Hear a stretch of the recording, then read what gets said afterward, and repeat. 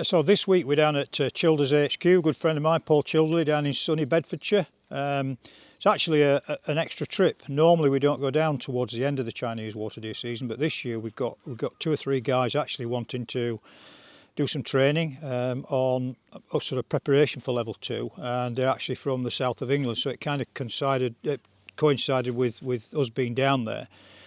So we flicked in for a few days just to really help Paul out with the, like I said, right at the end of his cull. It's slightly problematic because at that stage in the season, most of the younger animals are shot, so he's pretty much got where he wants to be in terms of deer on the ground. So we're very specific about what we were and weren't to shoot, rightly so. I mean, he particularly wanted the big mature does leaving alone. And also the big bucks and any sort of reasonable quality sort of representative bucks coming through. So we're quite specifically looking at young bucks and primarily young does. So it can be quite hard to actually find them in and among when there aren't many of them about. There's a lot of deer, but not so many of the cull animals. So it was quite tricky, but enjoyed it anyway.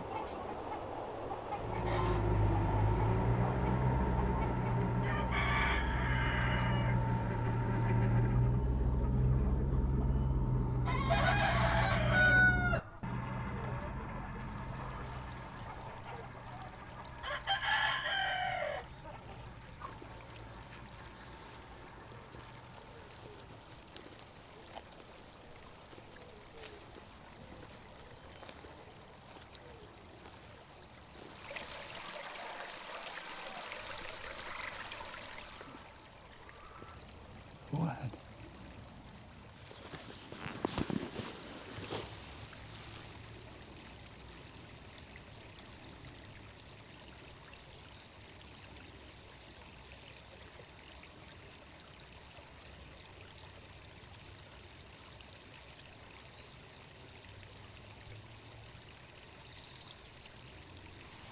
Yeah, one of the problems with stalking Chinese water deer is quite obvious over my shoulder. They're not overly worried about people. They're quite used to people walking around here, so they do tend to kind of stand and look.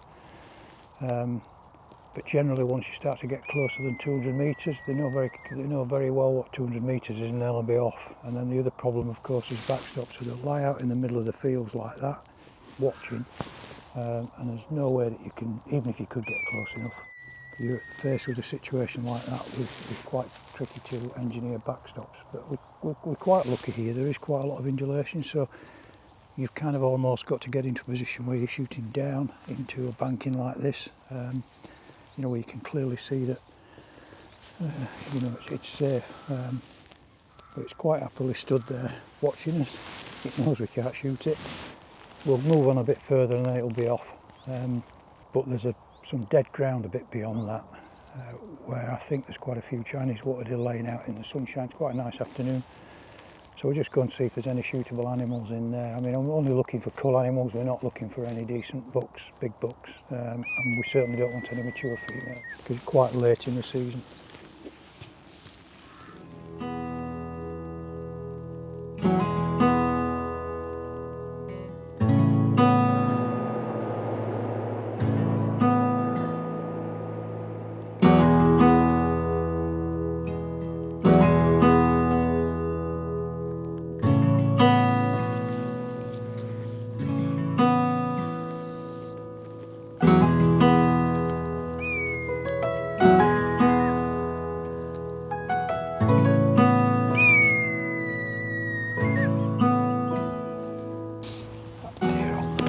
Side number 4 is a youngster, but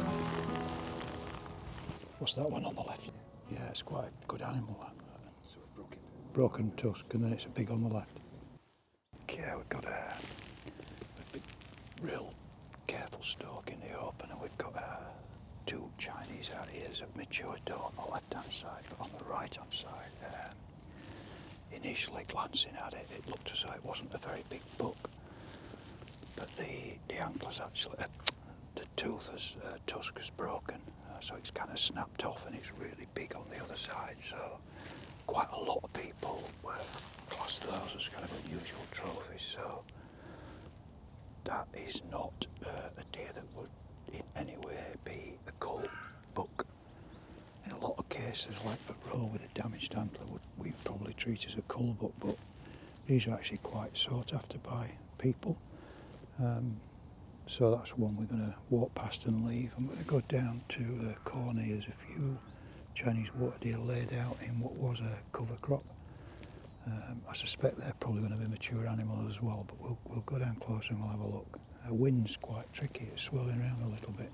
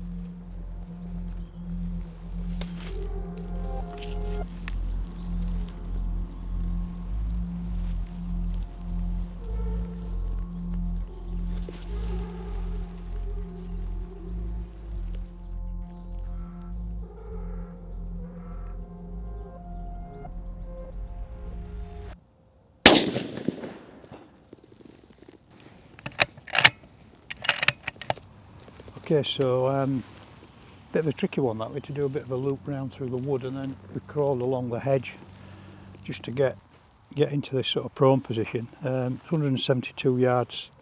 It's engineering a backstop, so we've got a nice backstop here. So I'm amazed that deer ran as far as it did actually, because it's absolutely pissing blood out, pumping out, and it's just tumbled just on the crest. You can actually see the great big puff of fur, or it's good solid strike, so shot's good.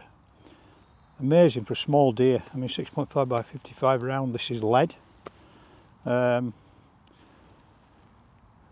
Surprising. Totally unaware, totally relaxed, feeding away, just instinct, flight instinct, and it's just had enough to get going. The shot's actually pulling some more Chinese water deer here in across the horizon, so I'm just going to let it settle down a minute, then I'm going to go and walk out and recover it. It's only just over the crest there. It's a lovely afternoon.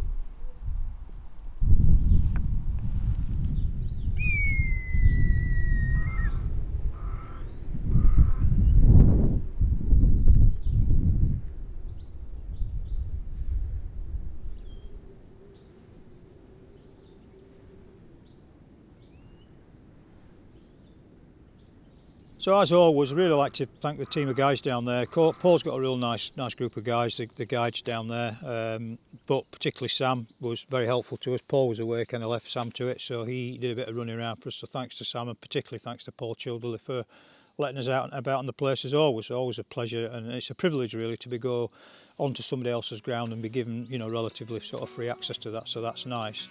So really just for the carry the deer back into the larder, just process it, tag it up, and job done. So I think pretty successful evening for us.